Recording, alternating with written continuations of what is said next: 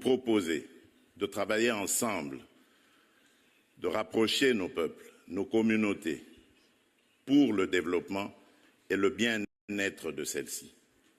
À aucun moment, je n'ai affiché une attitude belliqueuse, quelle qu'elle soit, à l'égard du Rwanda ou de l'Ouganda ou d'un autre de nos 9 voisins.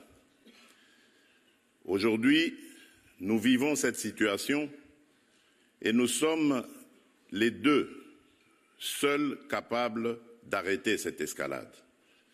Je le dis en prenant à témoin le président João Lourenço, notre président actuellement de l'Union africaine, dont je rends d'ailleurs un hommage particulier pour son implication dans cette crise et qui, comme vous le savez, était à quelques encablures de la régler définitivement.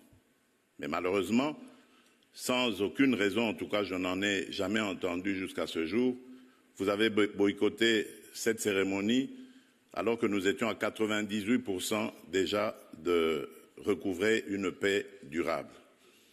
Mais il n'est pas trop tard pour bien faire.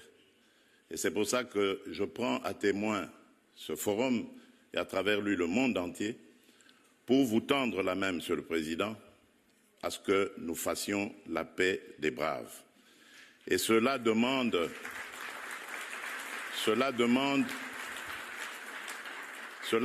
que vous donniez l'ordre aux troupes du M23 qui sont soutenues par votre pays d'arrêter cette escalade qui a fait suffisamment de morts comme ça. Nous les comptons par millions depuis des années. L'histoire nous jugera. Il est temps d'arrêter et de nous tourner vers la paix et le développement.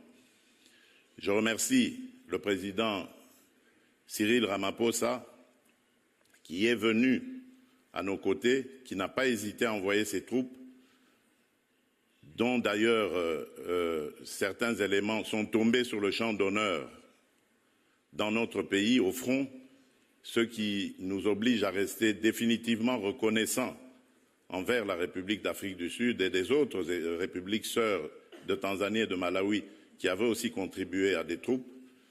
Mais je crois que l'Afrique aujourd'hui a besoin de passer à autre chose, Monsieur le Président Paul Kagame, et nous en sommes capables.